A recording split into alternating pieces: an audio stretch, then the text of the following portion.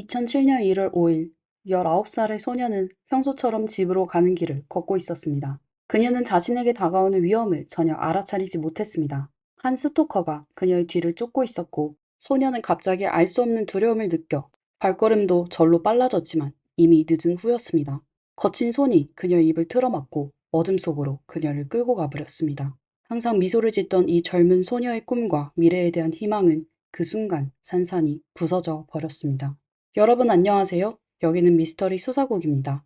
모든 소녀들은 한 번쯤 자신을 사랑하는 사람이 몰래 지켜주는 로맨틱한 상황을 상상해 본 적이 있습니다.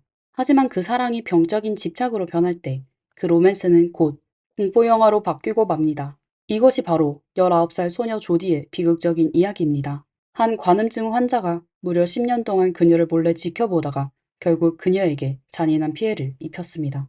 이 이야기는 우리에게 경고의 메시지를 던지고 있습니다. 악마는 우리 곁에 있을지도 모릅니다. 그렇다면 그 당시 무슨 일이 있었을까요? 지금부터 2007년으로 돌아가 사건의 전말을 다시 한번 되짚어 보겠습니다. 아칸소시티, 일명 방주도시는 미국 캔자스시티 남동부에 위치해 있으며 미국 77번 고속도로와 166번 고속도로가 만나는 지점에 있습니다. 인구는 약 12,000명으로 작은 도시입니다. 이 도시의 동쪽으로 약 26km 떨어진 카울리 카운티 낚시호수는 캠핑을 하기 아주 좋은 장소로 낚시, 피크닉, 아름다운 경치를 감상하며 조용하고 평화로운 시간을 보낼 수 있습니다. 오늘의 이야기는 바로 이곳에서 시작됩니다. 조디 샌더홈은 1987년 9월 26일에 태어났습니다. 그녀는 집에서 막내였으며 3살 많은 언니 제니퍼 메이필드와 6살 많은 오빠 제이슨 샌더홈이 있었습니다. 부모님은 지역에서 유리회사를 운영하고 있었으며 집에서 차로 4분 거리밖에 되지 않았습니다. 조디는 어릴 때부터 사람들에게 사랑받는 아이였습니다. 고등학교 시절에는 여러 가지 영예를 누렸습니다.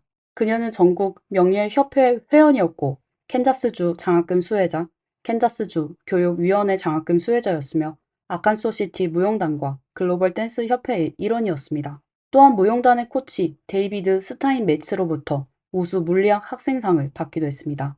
2006년 5월에는 고등학교 졸업식 대표 연설자로 나서기도 했습니다.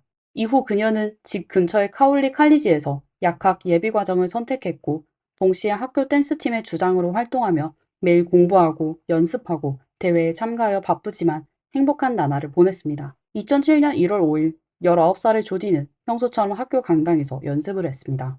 11시 50분에 연습이 끝난 후 그녀는 어머니에게 전화를 걸어 오후 일정을 보고했습니다. 먼저 서브웨이에서 샌드위치를 사서 점심을 먹고 집에 가서 샤워를 한 후 고등학교 친구를 만나러 갔고 곧 출산 예정인 언니를 방문하고 저녁에는 집에 돌아와 가족과 함께 식사할 예정이었습니다. 어머니 신디는 정오 12시에 퇴근하면서 평소처럼 딸에게 전화를 걸었습니다. 하지만 그녀는 전화를 받지 않았습니다. 신디는 딸이 샤워 중일 것이라고 생각했습니다. 5분 후 다시 전화를 걸었지만 여전히 받지 않았습니다. 신디는 불안한 마음이 스쳐 지나갔고 곧바로 큰딸 제니퍼에게 연락해 조디가 혹시 그녀와 함께 있거나 통화를 했는지 확인했습니다. 하지만 조디는 제니퍼와 연락이 닿지 않았고 그곳에도 없었습니다. 이때 조디의 아버지 브라이언은 아내를 안심시키며 걱정 마, 아무 일 없을 거야. 몇 시간 후면 저녁 먹으러 돌아올 거야 라고 말했습니다. 그러나 어머니로서의 직감은 신디를 계속 불안하게 만들었습니다. 결국 그녀는 오후에 일찍 퇴근했습니다. 오후 4시에 집에 도착한 신디는 뭔가 이상하다는 것을 느꼈습니다.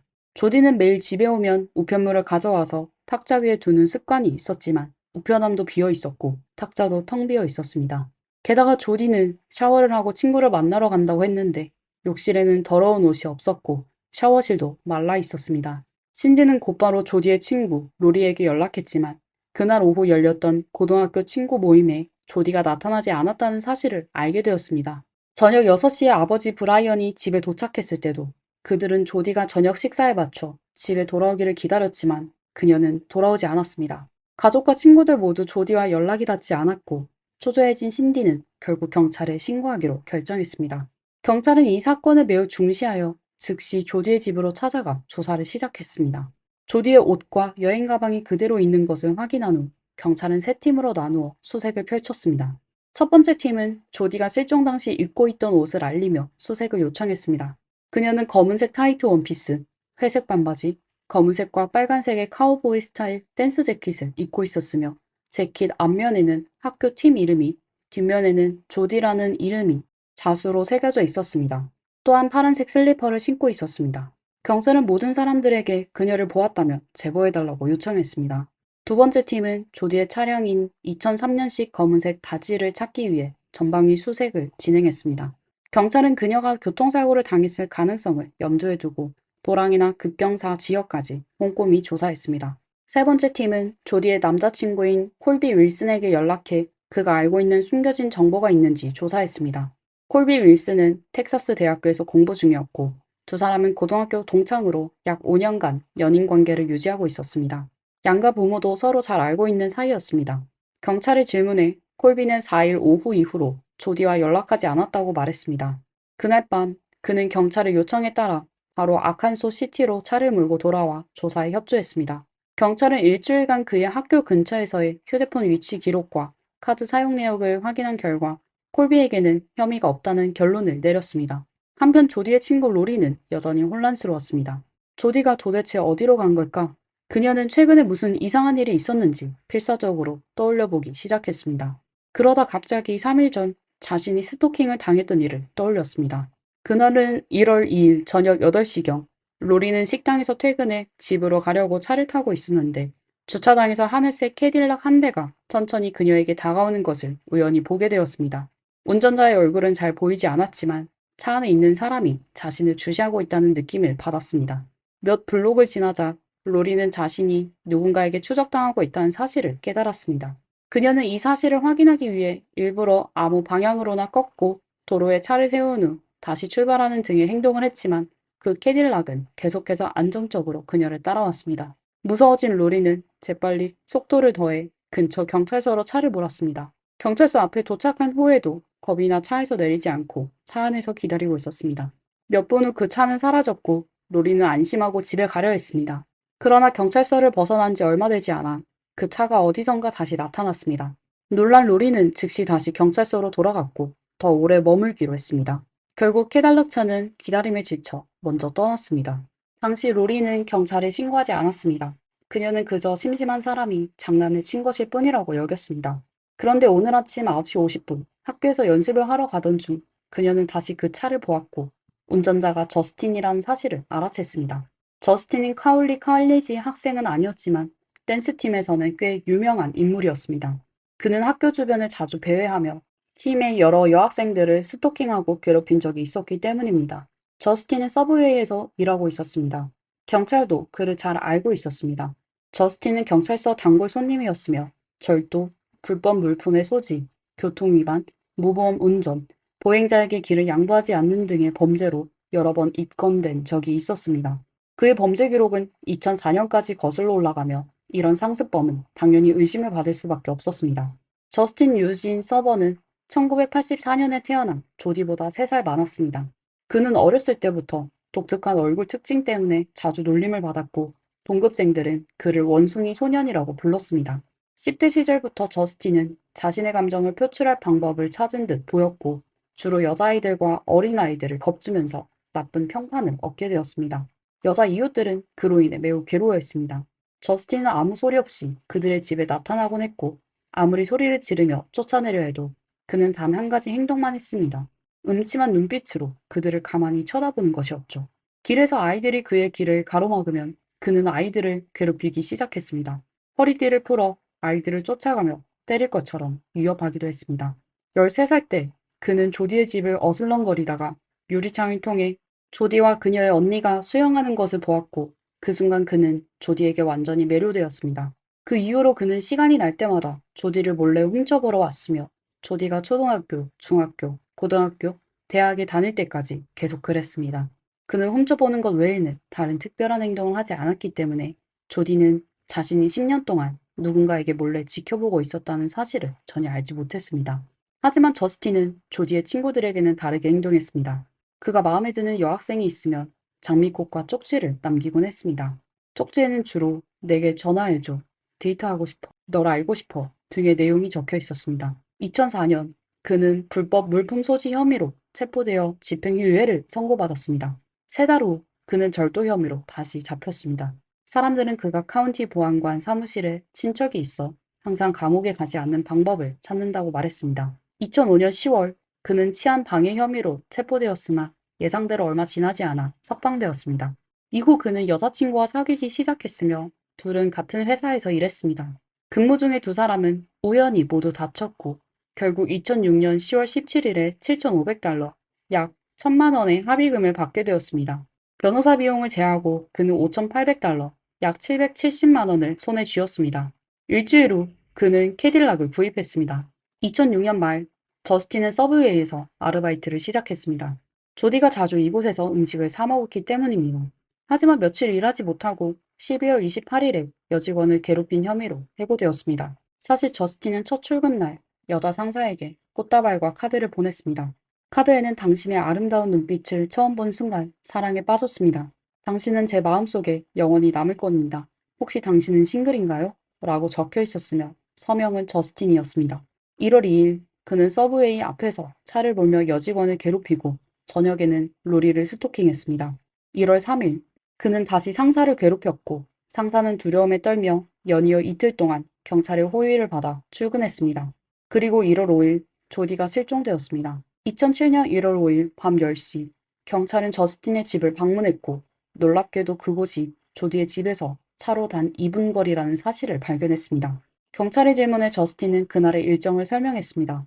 그는 오전 11시에 일어나서 기름을 가득 채운 후 윈필드에서 친구를 만나러 갔습니다. 약 정오쯤이 되었을 때 그는 보행자에게 길을 양보하지 않아 교통경찰에게 걸렸고 20분 후 친구가 2명을 더 데리고 도착했습니다.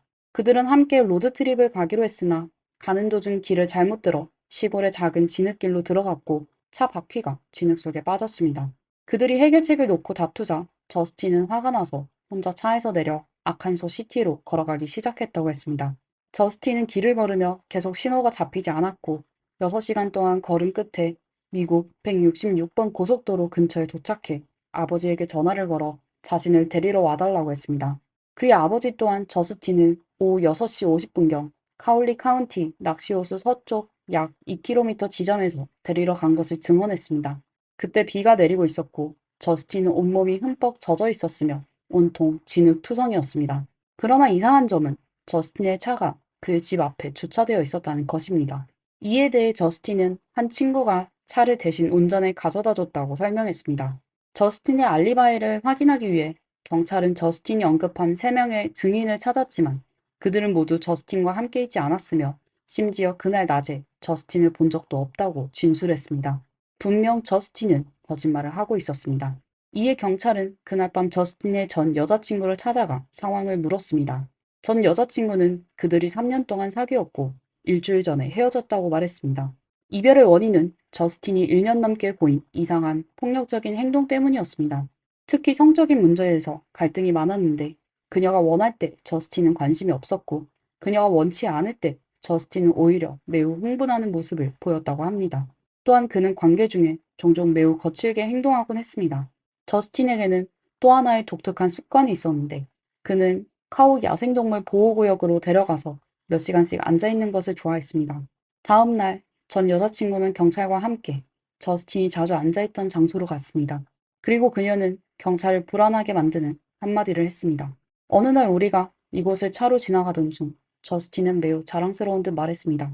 나는 누군가를 제거한 후에 시신을 이 야생동물 보호구역에 던져버릴 수 있어. 절대로 아무도 찾지 못할 거야. 카우 야생동물 보호구역은 2600, 350 에이커에 달하며 이곳은 숲이 울창하고 지형이 험준하며 인적이 드뭅니다. 이곳에서 단서를 찾는 것은 매우 어려운 일이었지만 경찰로서는 유일한 수사 방향이었기에 쉽게 포기할 수 없었습니다. 야생동물 보호구역에서 답을 찾는 동시에 경찰은 학교의 CCTV를 확인했으며 1월 5일 조디의 차가 떠난 직후 저스틴의 차가 그 뒤를 따르는 모습이 포착되었습니다. 또한 그날 오전 10시 18분부터 11시 48분 사이에 저스틴의 차가 학교 주차장을 드나드는 장면이 여러 대의 CCTV에 찍혔습니다. 한편 조디의 실종 사건이 언론에 보도되자 2명의 목격자가 경찰에 자발적으로 나와 단서를 제공했습니다. 첫 번째 목격자는 조디의 친구였으며 그녀는 1월 5일 정오 12시 이후에 아칸소 시티에서 조디를 목격했다고 주장했습니다. 그때 조디는 조수석에 앉아 있었고 두 차량이 거의 스쳐 지나갈 때 그녀는 조디에게 손을 흔들었지만 조디는 아무런 반응을 보이지 않았습니다. 그녀는 조디에게 전화를 걸었지만 역시 응답이 없었습니다. 조디의 차는 그렇게 마을을 빠져나갔고 그녀는 운전자가 키가 크고 체격이 좋은 남성이었으며 조디의 남자친구 콜비가 아니라는 점을 확신했습니다. 두 번째 목격자는 1월 5일 오후 3시경 아칸소시티 외곽의 한 비포장도로에서 조디의 차를 보았다고 말했습니다. 또한 휴대폰 신호 기록에 따르면 어제 오후 저스틴은 조디와 함께 있었던 것이 확인되었습니다.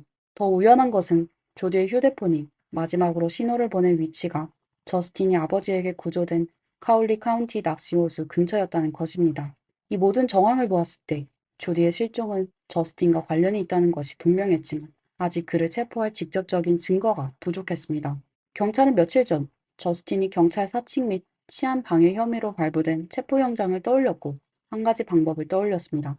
먼저 저스틴의 $1,000 보석금을 취소한 후 불법으로 학교에 침입한 혐의로 그를 체포하자는 계획이었습니다. 1월 6일 밤 9시 45분 저스틴은 체포되었고 그의 옷, 신발, 휴대폰, 차도 함께 압수되었습니다. 이에 대해 저스틴은 전혀 당황하지 않았습니다.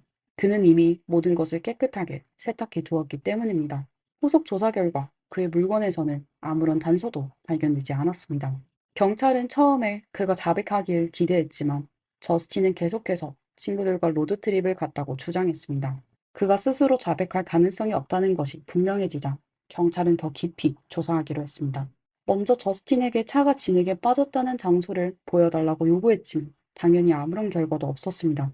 이어서 경찰은 조디의 집 우편함 근처에서 발견된 발자국을 조사하기 시작했습니다. 비록 저스틴의 신발은 매우 깨끗하게 세탁되어 있었지만 신발 자국의 모양을 대조하는 데는 문제가 없었고 결과는 완벽히 일치했습니다. 또한 카우 야생동물 보호구역에서 저스틴이 자주 앉던 장소에서도 두 개의 신발 자국이 발견되었습니다. 그 중 하나는 저스틴의 것이었고 다른 하나는 경찰이 추정하기에 조디의 것으로 보였습니다. 신발 자국의 궤적을 추적하던 중 어느새 날이 어두워져 발자국을 더 이상 선명하게 확인할 수 없었고 경찰은 다음 날 다시 수색하기로 했습니다. 도시로 돌아가는 길에 두 명의 수사관은 저스틴이 아버지에게 구조되었던 장소를 지나던 중 직감에 이끌려 그곳에 차를 세우고 살펴보기로 했습니다. 그들의 직감은 틀리지 않았고 그곳에서 진실이 드러났습니다. 호숫가에는 공중 화장실이 있었고 화장실 밖의 진흙은 경찰이 방금 다녀온 흙길의 진흙과 동일했습니다. 그 근처에는 자동차 바퀴 자국도 발견되었습니다. 경찰은 조심스럽게 여자 화장실로 다가갔고 그곳의 변기 안에서 조디의 부모에게 쓰인 편지를 발견했습니다.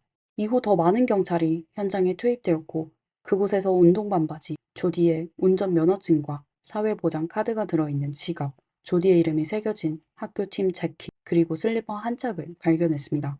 경찰은 이 슬리퍼가 앞서 발견된 조디 것으로 추정되는 발자국과 일치한다는 사실을 확인했습니다. 바퀴 자국을 분석한 결과 조디는 차와 함께 호수에 버려졌을 가능성이 제기되었습니다.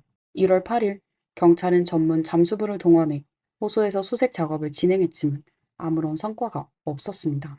1월 9일 경찰은 외부의 지원을 요청했습니다. 그 지원자는 비영리 단체의 조직자인 팀 밀러였습니다. 그는 딸을 잃은 아버지로 1984년 그의 16살 딸 로라 미러가 납치되어 잔혹하게 희생당했습니다. 팀은 가족 구성원이 실종되었을 때 그 가족이 겪는 깊은 상처를 너무나도 잘 이해하고 있어 2000년 8월에 이 구조대를 창립했습니다.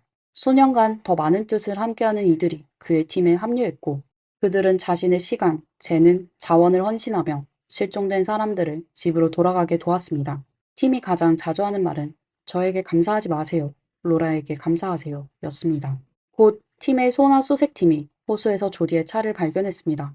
경찰은 차량의 문이 닫혀 있었지만 잠겨 있지 않았고 창문이 살짝 열려 있음을 확인했습니다.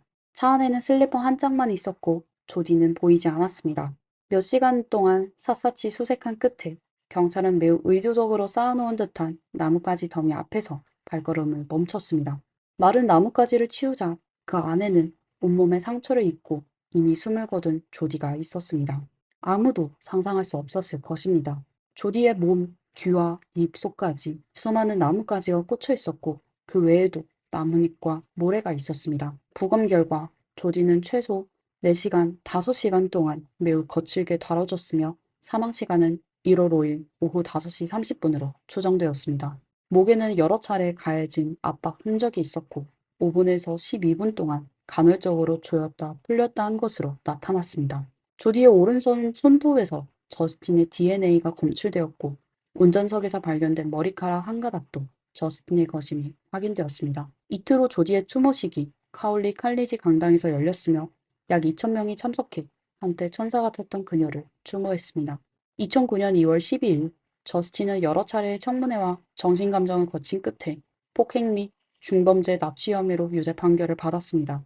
저스틴은 70에서 80 사이의 낮은 지능지수를 근거로 처벌을 피하려 했지만 검사는 그가 64학점의 대학 과정을 마쳤으며 지적장애가 전혀 없고 재판을 받을 능력이 충분하다는 점을 지적했습니다. 3월 20일 저스틴은 카울리 카운티 법원에서 사형을 선고받았으며 납치죄로 인해 추가로 176개월의 징역형을 선고받았습니다.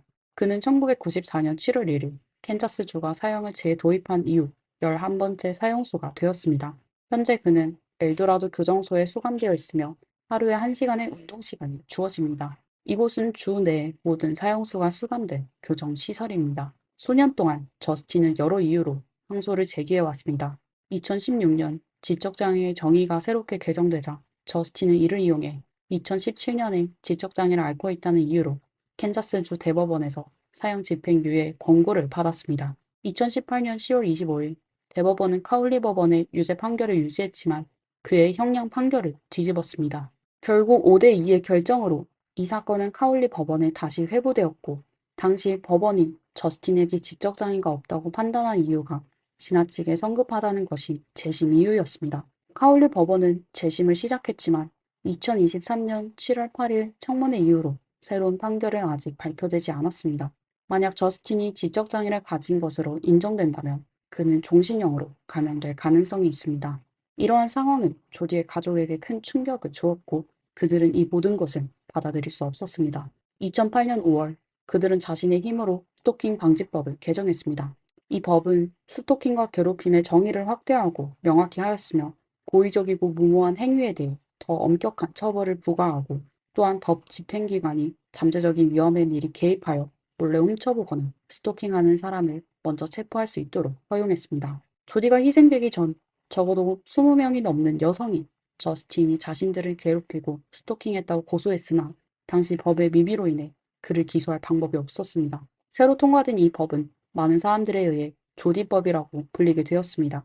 2009년 11월 조디의 가족은 야생동물 관리국의 허가를 받아 조디가 발견된 장소에 기념비를 세울 수 있었습니다. 이를 통해 그녀를 추모하고자 했습니다.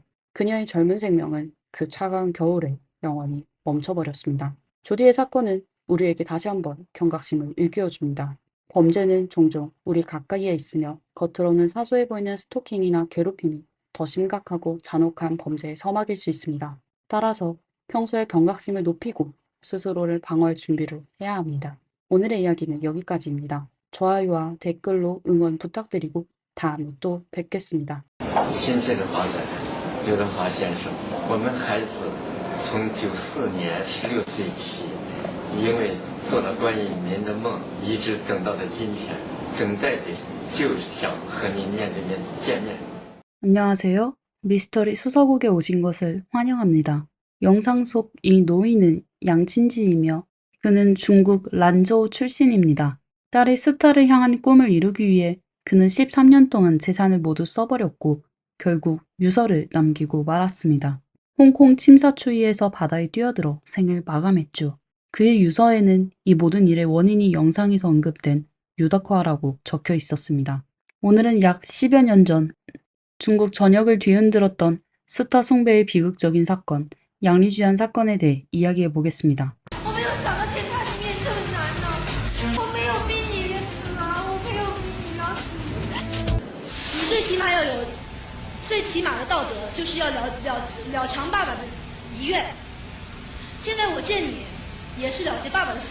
1995년 어느 날 밤 중국 간수성 란저우시에서 리쥐안이라는 16살 소녀가 꿈을 꾸고 있었습니다.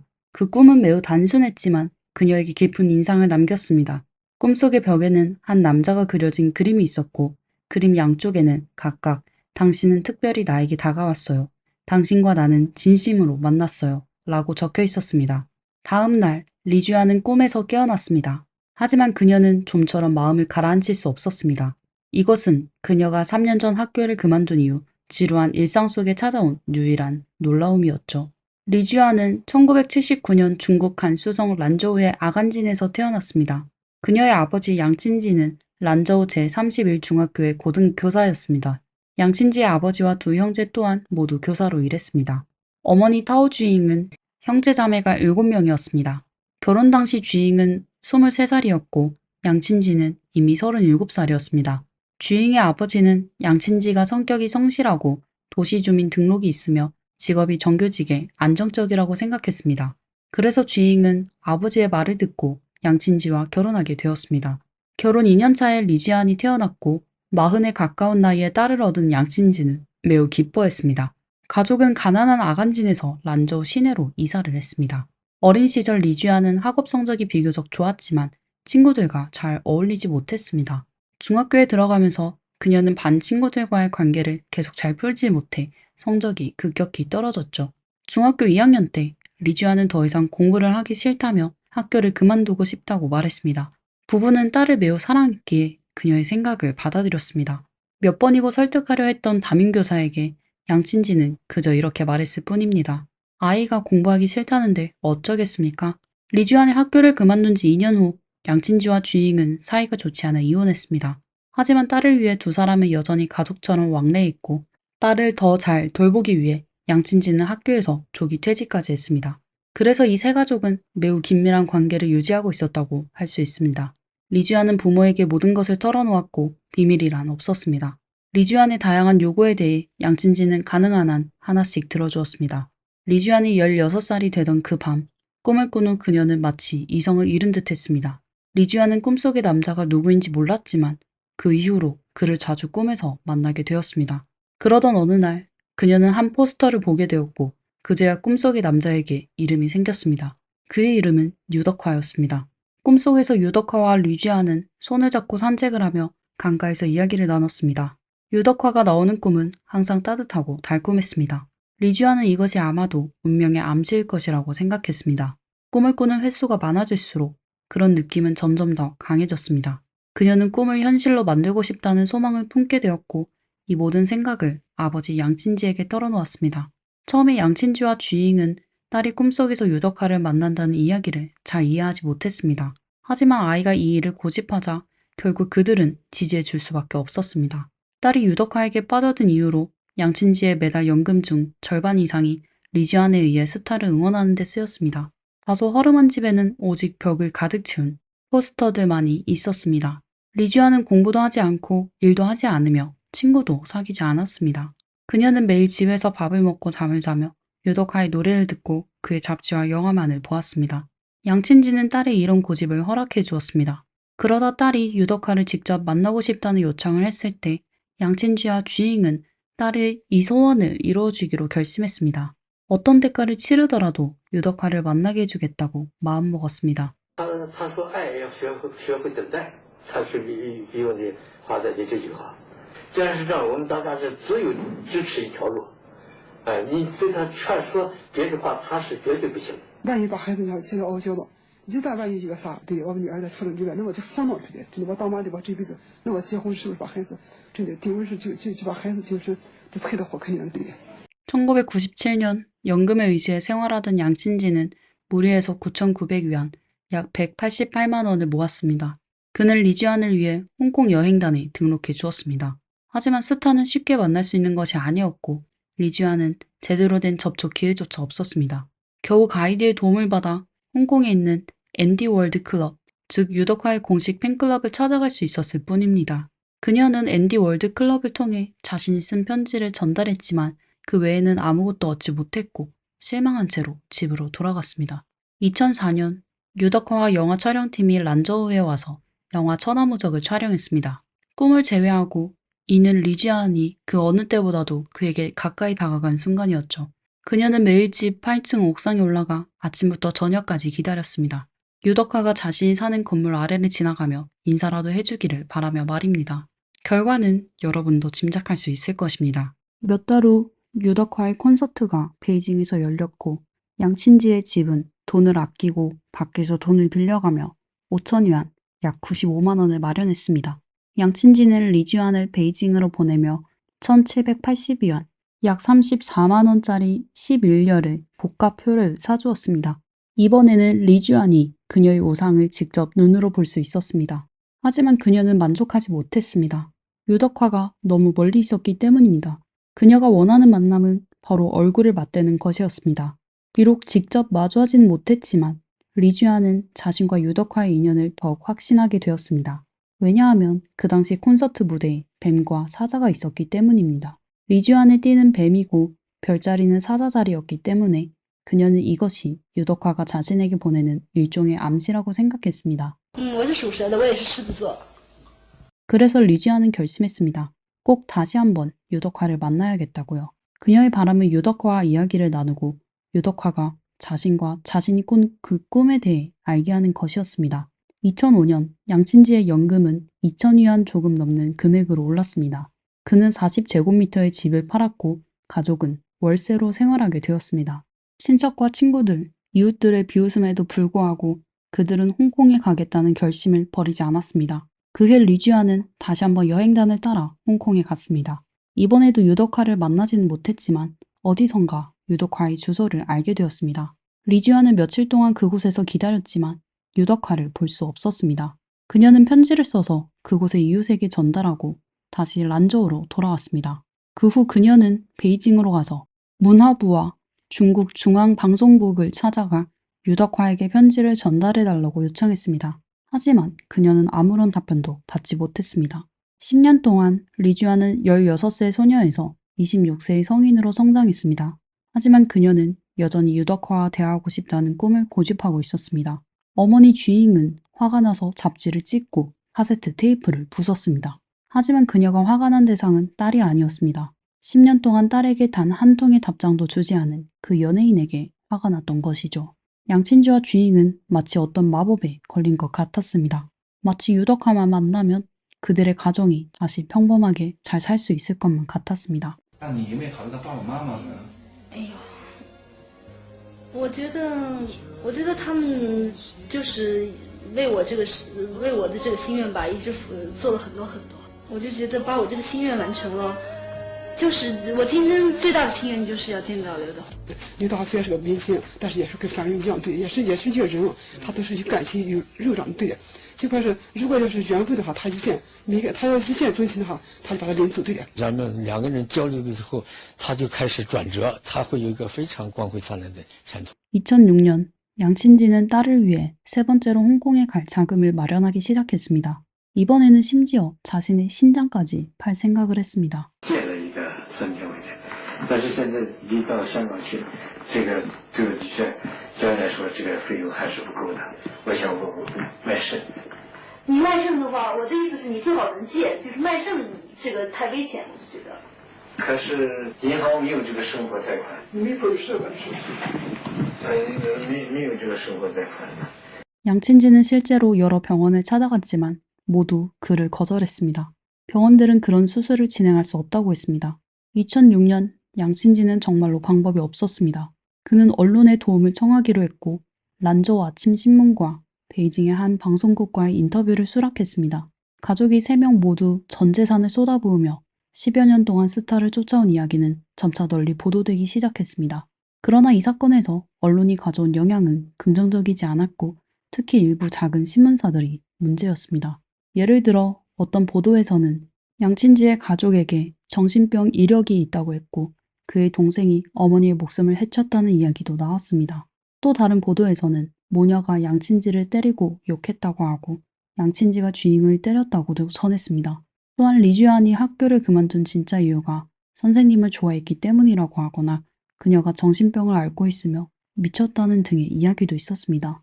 이 보도들의 내용은 진위가 분명하지 않았지만 적어도 리주안의 이름이 유덕화의 귀에 들어가게 된 것은 사실이었습니다. 如果一个女孩子她喜欢我，然后爸爸做那么多伤害自己的事情，她也没有兼顾到，我觉得有一种遗憾。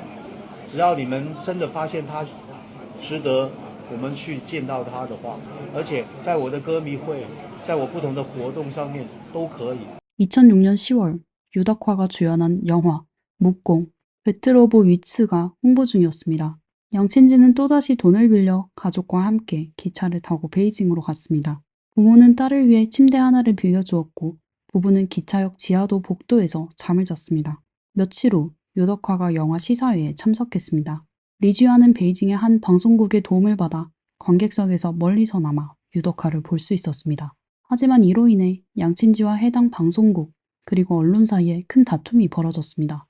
주인과 리쥐안에 따르면 해당 방송국은 3번이나 란저우에 와서 이 사건을 보도했고 리쥐안이 유덕화를 반드시 만날 수 있게 해주겠다고 약속했습니다. 하지만 예상치 못하게도 그들은 대역 배우를 데려와 리쥐안을 속이려 했습니다.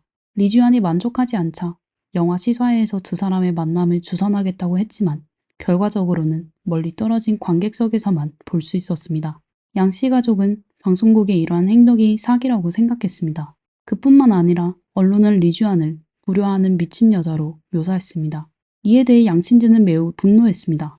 그는 끊임없이 언론을 비난하며 딸이 불효자도 아니고 정신질환 환자도 아니라는 점을 바로잡아달라고 요구했습니다. 결국 해당 방송국은 양씨 가족에게 2,000위안, 약 38만 원을 집으로 돌아가는 교통비와 보상금으로 지급했습니다. 이 몇 년 동안 양친지는 빌릴 수 있는 사람에게는 모든 돈을 빌렸고 더 이상 방법이 없었습니다. 그는 마지막으로 한 번 더 승부를 보기로 결심했습니다.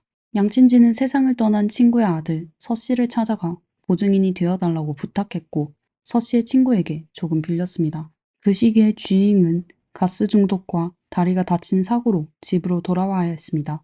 즉 양친지의 2,000위안 남짓한 연금으로 3명을 먹여 살려야 하는 상황이었습니다. 하지만 그는 여전히 매달 2,000위안을 5개월 동안 상환하는 조건으로 상대방과 계약을 맺었습니다. 그는 기어서라도 홍콩까지 갈 것이라고 말했습니다. 2007년 3월 양친지는 3번째로 딸 리지완과 함께 홍콩에 갔습니다.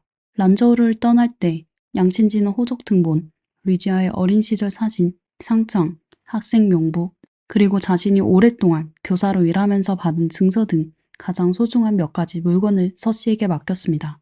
홍콩에 도착했지만 돈이 없어서 양친지 부부는 매일 밤 다른 패스트푸드점에서 밤을 보낼 수밖에 없었습니다. 그러나 딸 리쥐안에게는 저렴한 숙소를 마련해 주었습니다. 드디어 3월 25일 유덕화의 팬미팅이 열렸습니다. 앤디 월드 클럽 후원회의 도움 덕분에 13년 동안 유덕화를 지지해온 29세의 리쥐안은 마침내 그녀의 우상 옆에 서서 악수를 하고 함께 사진을 찍었습니다. 하지만 꿈이 실현되는 순간이 되어야 할 그 순간은 오히려 양친지가 생을 포기하는 마지막 계기가 되고 말았습니다.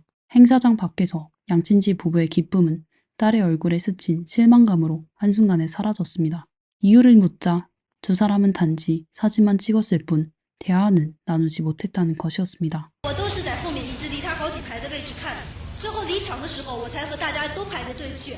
我们的付出这么多，我们是情况不同，难道他就对我就跟其他歌迷那么一样，就连多几句话都跟我没有说，爸爸就觉得很不公平。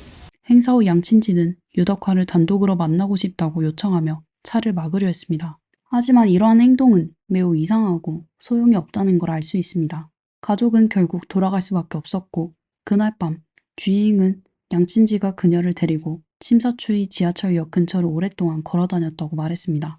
양친지는 그녀에게 이 세상도 별거 아니네 라고 한마디 했습니다. 그 후 둘은 패스트푸드점으로 가서 어렵사리 23 홍콩달러 약 4,300원을 주고 음식을 시켰습니다. 주잉은 잠에 들었고 깨어났을 때 양친지가 밖에서 돌아온 것을 보았습니다. 그는 기분이 좋지 않아 보였고 계속 이리저리 걸어다녔습니다. 한참 후에야 그는 자리에 앉았고 주잉은 양친지가 무슨 생각을 하고 있는지 몰랐으며 다시 잠들었습니다. 그리고 다시 깨어났을 때 유서 한 장과 양친지의 안경 그리고 20 홍콩달러 지폐 5장만 남아 있었습니다. 그날 새벽 양친지는 심사추이 부두에서 생을 마감하며 딸을 위해 마지막으로 유덕화를 만날 기회를 얻고자 했습니다.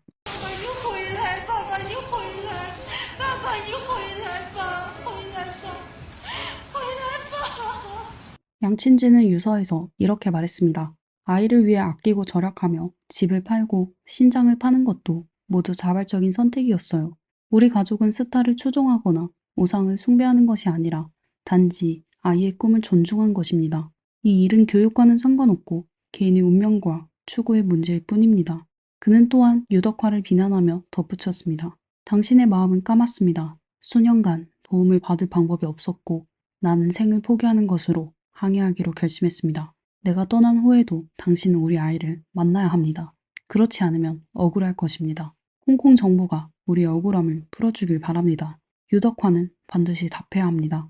이 가족 모두는 유덕화가 이에 책임을 져야 한다고 생각했습니다. 주인과 리주아는 더욱이 유덕화가 양친지의 제사를 지내고 그에게 고개 숙여 인사해야 하며 리주안을 만나 양친지의 마지막 소원을 이뤄줘야 한다고 믿고 있었습니다. 我希望他完成爸爸的遗愿。爸爸的遗愿就是他虽然走了，但是他希望刘德华还要见我一面。我觉得如果这个心愿完不成，我觉得那是对不起爸爸的。 유덕화의 소속사 대변인은 성명에서 우선 팬미팅에서 이미 리주안을 만났으며 양친지의 사고가 발생한 첫날 소속사에서도 직원들을 보내 모녀와 접촉했다고 밝혔습니다. 그러나 모녀가 제시한 비정상적인 요구는 소속사에서 받아들일 수 없으며 모녀가 일상으로 돌아가길 바란다고 전했습니다. 양친지의 사망 후 모녀의 재산은 다 소진되었고 이틀 동안 겨우 몇 조각의 빵만 먹으며 길거리에서 방황했습니다. 어떤 신문사는 모녀가 호텔에 머물 수 있도록 지원해 주었고 항공사도 두 사람의 귀국 비용을 면제해 주겠다고 자발적으로 나섰습니다. 또한 선의의 사람들이 기부금을 보내 리주안의 아버지의 장례를 치를 수 있도록 도와주었으며 여기에는 가수 양천강도 포함되어 있습니다. 13년 동안 꿈을 꾸었던 리주안은 결국 그 꿈을 위해 가장 사랑하는 아버지를 잃는 대가를 치르게 되었습니다.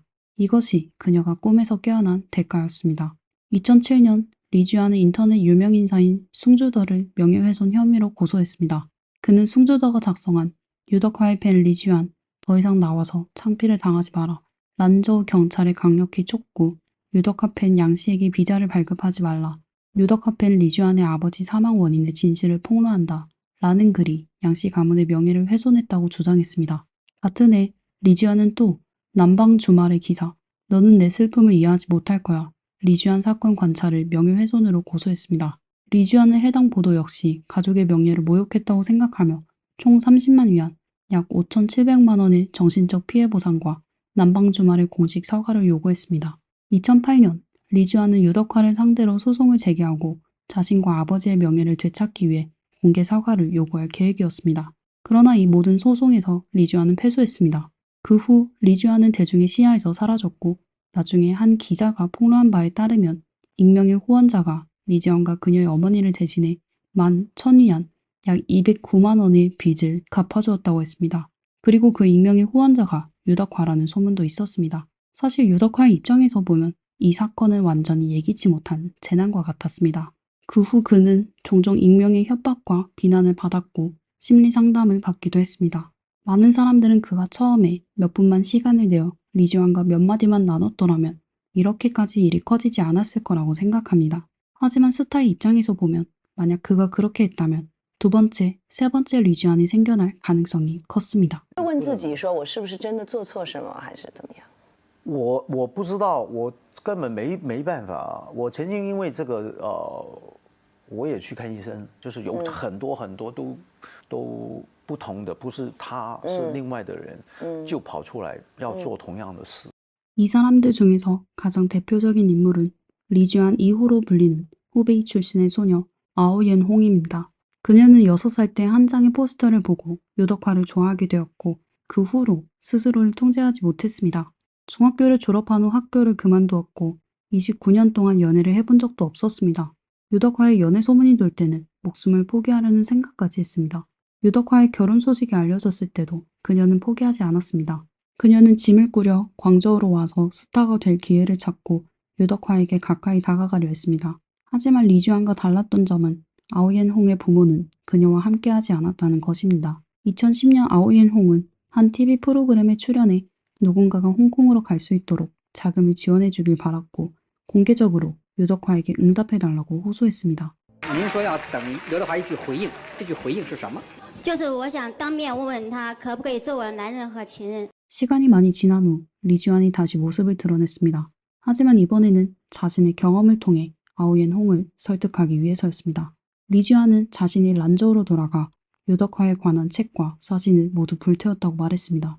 아버지가 세상을 떠난 후에야 자신이 얼마나 든든한 의지처를 잃었는지 깨달았다고 했습니다. 방송이 나간 후 아오예농은 자금을 지원받지는 못했지만 유명해지긴 했습니다. 그러나 고향으로 돌아온 뒤 그녀는 돈을 벌 수 있는 기술이 없었기 때문에 한동안 마작을 치거나 폐품을 주어 생활을 유지해야 했습니다.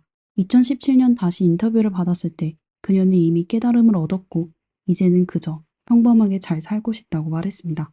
2020년 리주안의 아버지가 세상을 떠난 지 13년이 되었습니다. 리주안은 진행자 루위와의 인터뷰를 수락했습니다. 당시 그녀는 42세였고 어머니와 함께 란저우에서 살고 있었습니다. 그녀가 사는 집은 월세가 1000위안도 안 되는 약 19만 원 정도에 소박하지만 깨끗한 곳이었습니다.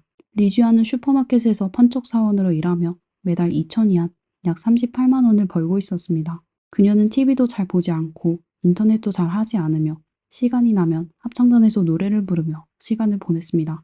유덕화에 대해 묻자 그녀는 여전히 그의 이름을 언급하기를 꺼려했고 대신 그 사람, 그 남자, 과거의 어떤 사람들로 표현했습니다. 그녀는 여전히 미디어에 대한 원망을 품고 있었고 그들이 절망 속에 빠진 아버지를 더 몰아붙였다고 생각했습니다. 그러나 그녀는 이제 예전처럼 자신이 고집스럽지는 않다고 말했습니다. 后来脾气去哪儿了？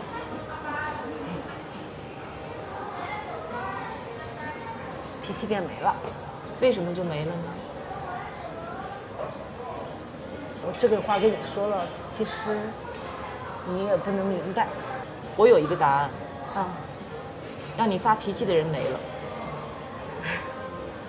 아버지가 돌아가신 후 리주안은 아버지의 유골을 강에 뿌렸습니다. 명절이 되면 항상 꽃 한 다발을 들고 가서 제사를 지냈습니다. 리주안의 부모는 분명 그녀를 사랑했지만 동시에 그녀를 해치기도 했습니다. 많은 부모가 두 가지 공통된 문제를 갖고 있을 겁니다. 하나는 모든 힘을 다해 자녀를 억누르는 것이고 다른 하나는 모든 대가를 치르며 자신을 헌신하는 것입니다. 가르치는 것은 쉽지만 사람을 교육하는 것은 어렵습니다. 이런 상황은 중학교 고급 교사였던 양친지에게서 더욱 아이러니하게 느껴집니다. 어떤 사람들은 단순히 지루한 일상을 달래기 위해 스타를 추종합니다. 하지만 또 어떤 사람들은 학업의 압박을 견디며 정신적 자양분이 부족한 상태에서 스타를 추종합니다.